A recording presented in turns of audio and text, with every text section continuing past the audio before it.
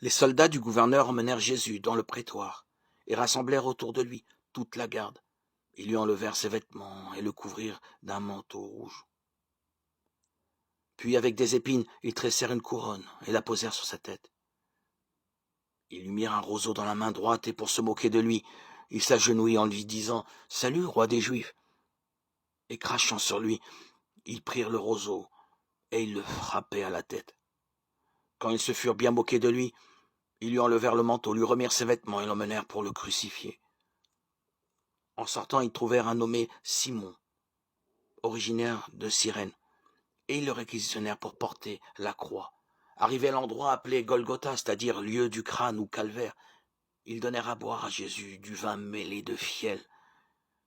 Il en goûta, mais ne voulut pas boire. Après l'avoir crucifié, ils se partagèrent ses vêtements en tirant au sort, et il restait là, assis, à le garder.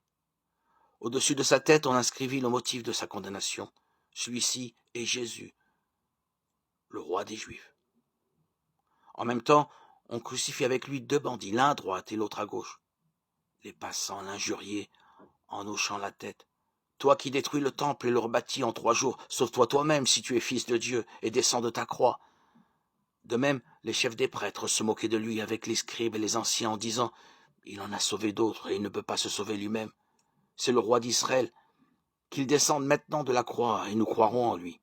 Il a mis sa confiance en Dieu. Que Dieu le délivre maintenant s'il l'aime. Car il a dit « Je suis fils de Dieu ». Les bandits crucifiés avec lui l'insultaient de la même manière. Matthieu 27, 27, 44.